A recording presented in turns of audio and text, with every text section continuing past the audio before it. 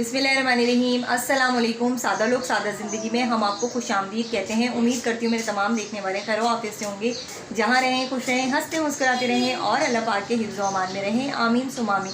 तो जनाब इसी के साथ करते हैं अपने ब्लॉग का आगाज़। अगर अभी तक आप लोगों ने मेरे चैनल को सब्सक्राइब नहीं किया तो प्लीज़ मेरे चैनल को सब्सक्राइब कर दें, लाइक कमेंट लाजमी किया करें।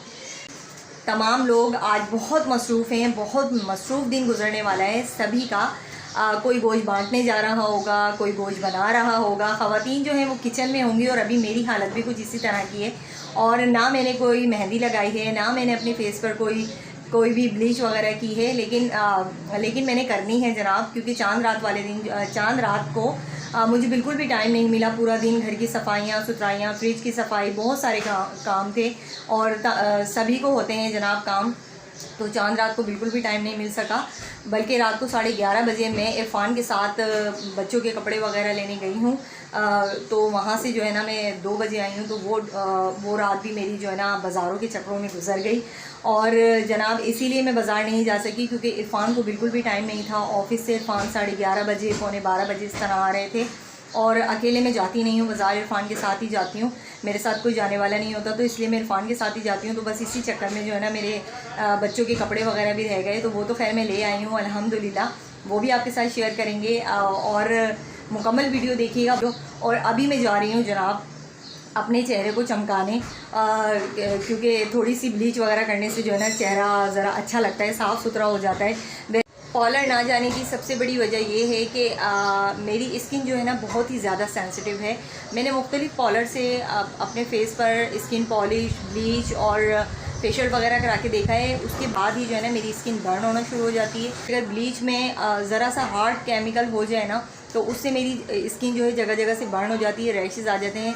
इसीलिए मैं डरती हूँ, पॉलर नहीं जाती। मैं अपने तरीके से ही ब्लीच बनाती हूँ और जो भी फेशियल का सामान है वो मैं खुद ही लाती हूँ, अपने तरीके से करती हूँ। मेरा चेहरा जो है वो बहुत अच्छा हो जाता है, ग्लोइंग हो जाता है। तो इसीलिए मैं आपके साथ भी वो शेयर करना चाहती हूँ। जो मेरी बहनें पॉलर नहीं जाती वो घर में ये सब करें, तो आपकी अपनी स्किन भी देखिएगा, इंशाल्लाह ग्लो करेगी और बहुत अच्छे रिज़ल्ट आएंगे। तो जो चीज़ें मैं यूज़ करती हूँ, मुझे अच्छे रिज़ल्ट आते हैं, वही मैं आपके साथ शेयर करूँगी। तो चलते हैं फिर।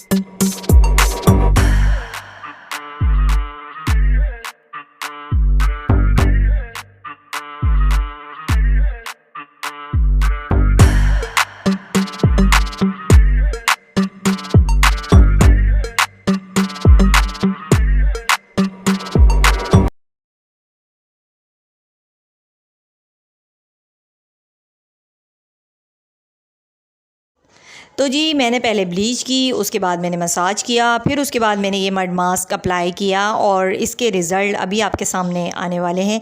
और मैं ये नहीं कहूँगी कि मैं बहुत ज़्यादा चिट्टी सफ़ेद हो गई हूँ जनाब। ये सब करने से जो है ना स्किन की जो डलनेस होती है वो ख़त्म हो जाती है और स्किन फ्रेश हो जाती है, ग्लोइंग हो जाती है। तो जी मुझे ब्लीच वगैरह करने में सिर्फ़ और सिर्फ 35 मिनट लगे हैं और रिज़ल्ट आपके सामने है। तो 35 मिनट हम अपनी स्किन के लिए तो ज़रूर निकाल ही सकते हैं।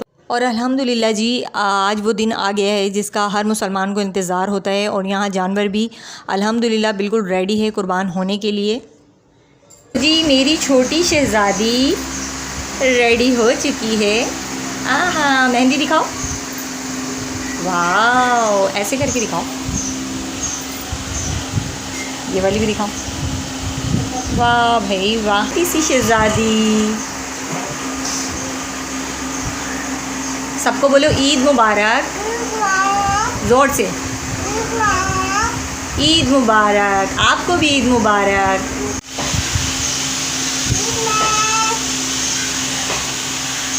हमारी पूरी फैमिली की तरफ से आप तमाम देखने वालों को बहुत बहुत ईद मुबारक हो जनाब।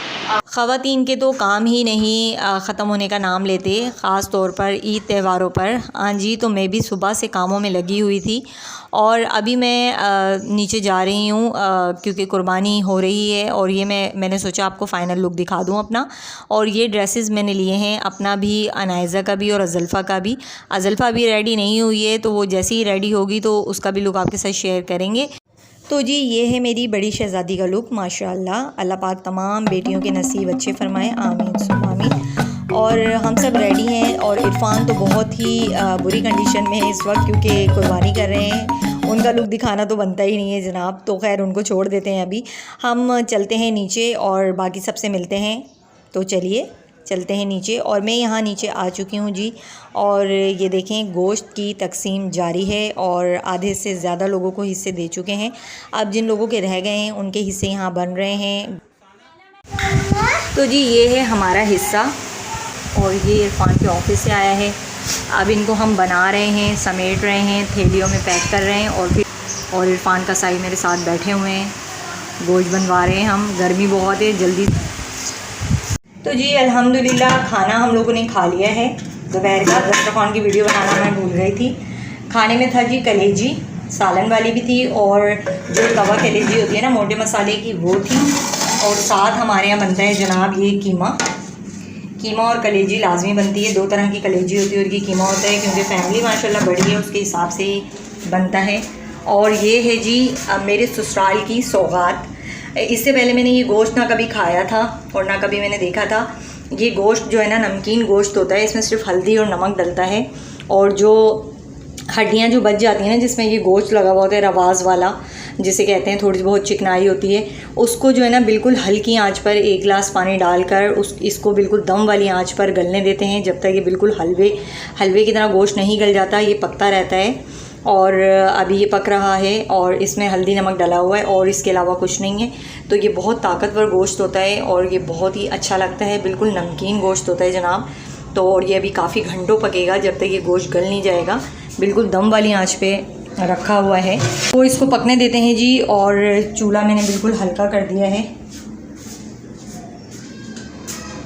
और घर अभी काफ़ी गंदा हुआ है क्योंकि कुर्बानी हो चुकी है और गोश्त अभी अभी सिमटा है। ये देखें अभी तो सारा जो है ना ताम झाम सब रखा हुआ है। घर काफ़ी गंदा हो चुका है, इतने थक गए हैं सारे लोग कि थोड़ा रेस्ट कर रहे हैं, उसके बाद ये सब साफ़ सफाई होगी। तो जी साफ़ सफाई हो चुकी है घर की और अब मैं आपसे चाहूँगी इजाज़त। अपना बहुत सारा ख्याल रखिए, दुआओं में मुझे भी याद रखिए। अल्लाह हाफ़िज़।